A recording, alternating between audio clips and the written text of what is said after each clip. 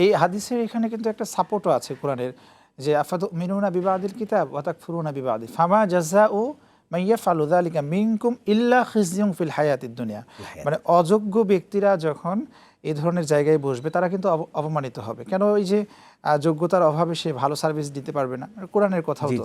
জি, এজন্যই তো আল্লাহ রাসূল সাল্লাল্লাহু আলাইহি ওয়াসাল্লাম বলেছেন যে তোমাদের নেতা হবে, লিডার হবে, প্রধান হবে সাইয়্যিদুল, এটা একটা প্রচলিত কথা আছে,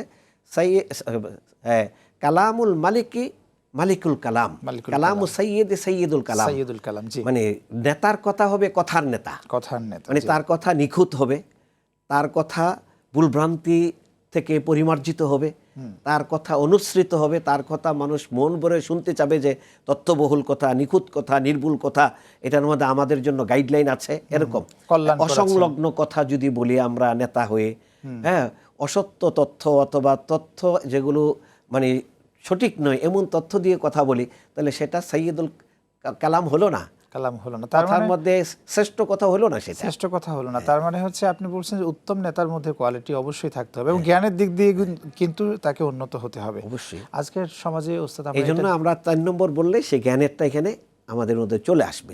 এই 4 নম্বরটা বলার আগে আরেকটা হাদিস, উসাইদ বিন হুদাইর রাদিয়াল্লাহু তাআলা আনহু, তিনিও বলছেন ইয়া রাসূলুল্লাহ আমাকেও একটা দায়িত্ব দেন, যেমন আপনি উমুককে দায়িত্ব দিয়েছেন।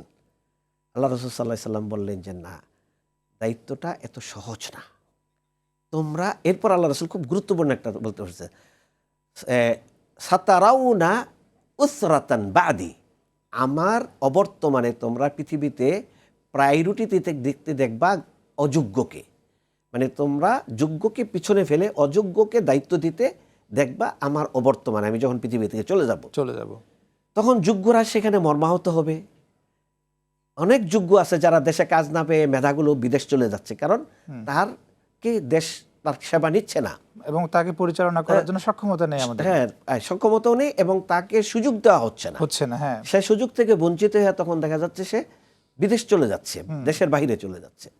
তখন আল্লাহ রাসূল বললেন ফাসবিরু, তোমরা মর্মাহত হও না, সবর করো, দুনিয়াতে সকল মর্যাদা তুমি পেয়ে যাবা না।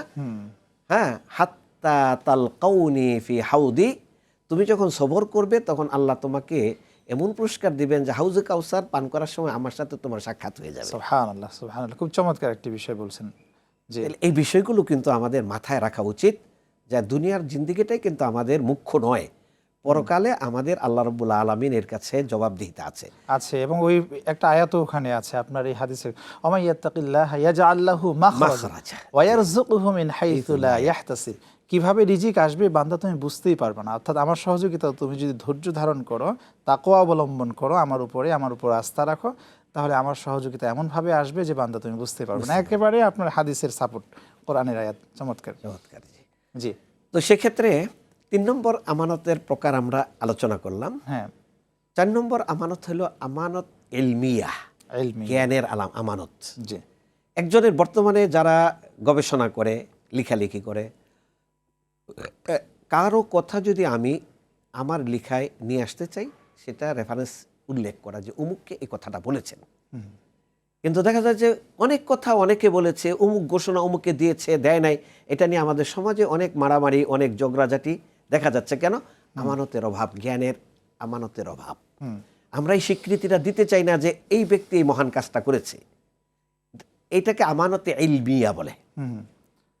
হ্যাঁ, আর এটা যদি না করে লেখালেখিতে প্লেজারিজম, অর্থাৎ সে নকল করলো আরেকজনেরটা, অসত্য তথ্য দিল কিন্তু যার তথ্যটা তাকে সে উল্লেখ করলো না, এটা না করা, এটা আমানতে ইলমি, ইলমের আলাম।